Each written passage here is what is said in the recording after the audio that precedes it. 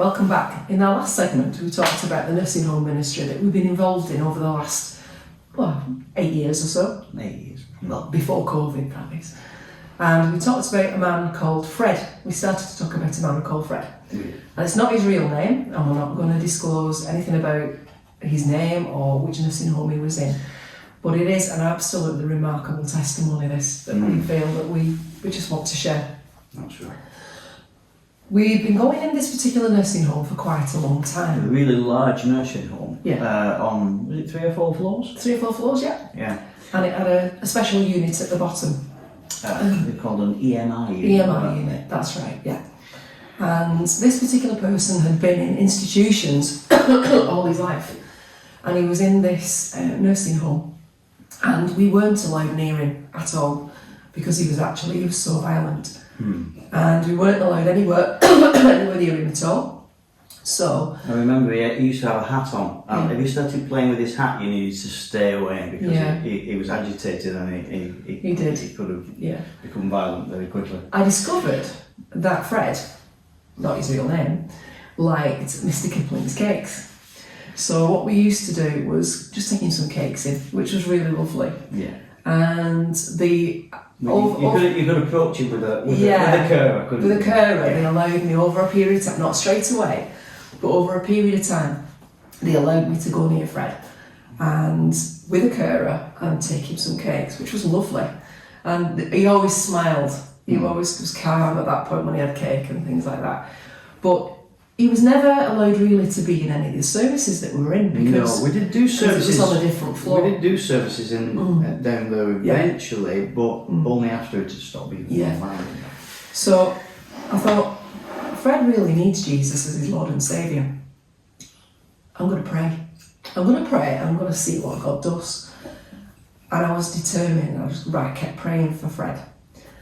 One day when we went in, everything had completely changed. All the floors had been changed, the EMI unit had been changed. And on the floor that we were doing the service on that particular week, when we went in, Fred was sat in the corner. He was. Not his real name. So, this is a place where we couldn't approach him before. No, we're still not allowed to. We couldn't go and talk to him. No. So he was now in a position where we were doing a service. Yeah. And we gave a gospel. We sang the songs, and we sang some lovely songs. The people in the homes, they love to sing the songs because they can remember the songs. They've known them for a long time. So they sing the songs, and then we went into a gospel message. Yeah. I asked people who would like to receive Jesus as their Lord and Saviour. Yeah.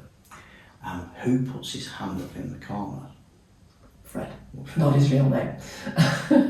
Well, I can remember actually standing, because we weren't allowed near him, even though he was on this other floor, we weren't allowed near him at all.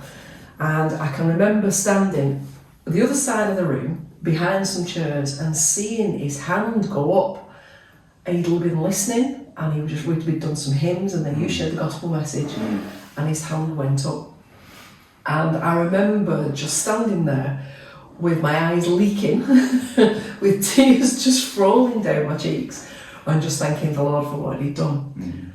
But do you know, that was absolutely amazing. But for me then, I was actually allowed to go to Fred and to pray with Fred. I remember you being on your knees. I was on my next knees. next to him. Yeah.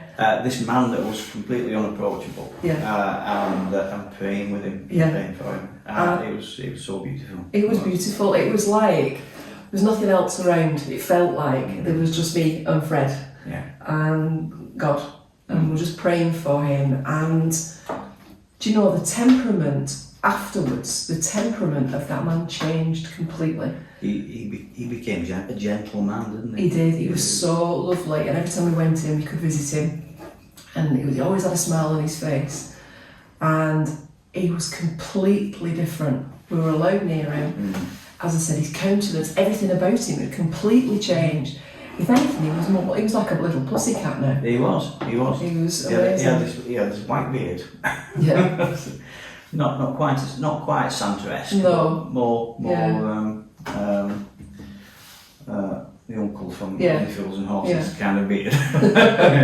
Yeah, but it was absolutely amazing, and I have never ever forgotten that testimony. It was so powerful, and the way God moved, it was amazing. I have another one that we're gonna share with you, but not on this episode. The thing is, what we saw was God made a way. Yeah.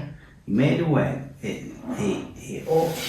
He made a way so that a man who was in a place that we couldn't possibly share with him, he was then, God moved him so that he was in a place where we could share with him. That's right. In a way that we didn't have to approach him because it was open, an open service. Yeah. So he made a way. And he so changed that man's heart during that service that he was able to receive the gospel. Yeah. And he was able to receive Jesus as Lord. Yeah. And as a result of that, entirely changed. Yeah. God changes lives. He brings hope. He does. He does bring hope, and it's amazing. On one of our previous recordings that we've just done, Dennis was talking about people needing like medication, and a lot of times in people's lives there's a lot of unforgiveness goes on, and people are holding things against people for absolutely years. So when they come to faith in Jesus and they realise that they've been forgiven for the wrong things that they've done, it changes their thinking, it changes, and it brings, they start to then forgive the people that have hurt them, and things start changing then in their lives, and it's amazing what God does. He brings healing. He is a God that heals. And it's amazing, really. Well, that's the end of this recording. We hope you've enjoyed that little testimony. We'll try and record some more to encourage you in your walk with the Lord. Next time, maybe we'll share about Bob. Bob, yeah. Okay, not his real name. Not his real name. Okay, see you soon.